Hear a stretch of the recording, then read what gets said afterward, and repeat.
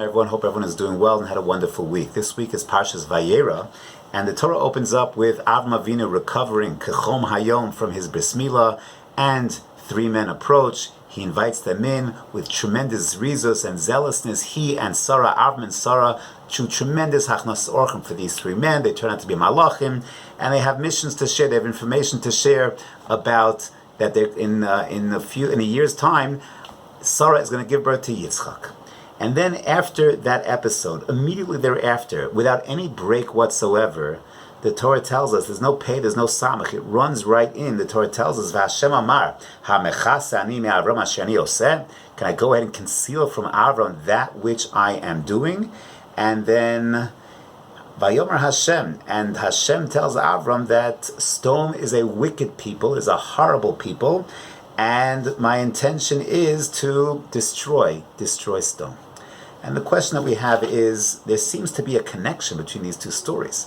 And the Besorah that Avram is going to have a child, Yitzchak, and the Hachnasas Orachim that Avram does for these three Malachim, and then the tale right away of Sodom and their destruction. And of course, one of the missions of these Malachim was the destruction of Sodom, but there must be something deeper, a deeper connection. Chazal point out that the horrible midah of Sodom, that Sodom's failure, the reason they warrant destruction is specifically because they were a nation that was unkind to guests. They were unkind to Anim. It was a very wealthy area. That's why Lot chose Sodom. It was a very lush area with great agriculture, with great affluence. And they saw any foreigners, any people coming in, they saw them as parasites. And they had, Rambam points out in Perek Yutes, I believe, Pasuk Hey, Rambam points out they were mu'usei tzedakah. They hated generosity. They hated outsiders. They were very closed, and any outsiders had no place. In fact, there's a beautiful medrash in the Pirkei Rav Elazar when the pasuk tells us hakitza akata, there's going to be this female cry emerging from Sodom, and the Chazal tell us that female cry emerging from Sodom was Pleitas bas Lot. Pleitas, the daughter of Lot, who was married to a mayor in Sodom, to one of the chashuvim of Sodom, and again their philosophy was no guests, no outsiders, no tzedakah, no generosity. What Chazal say is the midat Sodom is sheli v'shelcha shelcha. I don't want yours, but you will not have any of mine. No generosity, no giving, no sharing with others. And Pleitas bas Lot, there was an ani.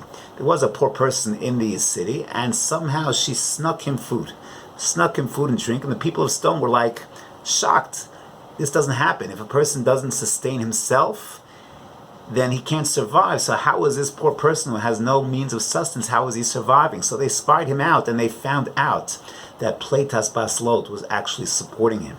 And what did they do to Pleitas bas Lot? They took her and they literally burnt her alive, and her cries, her female scream, hakitza akata, that emerged to the heavens, that is what Hashem saw and said, no, this has to be destroyed. And in fact, more than any other group of people, any other city, any other nation, by the Mabul, Hashem destroys the world.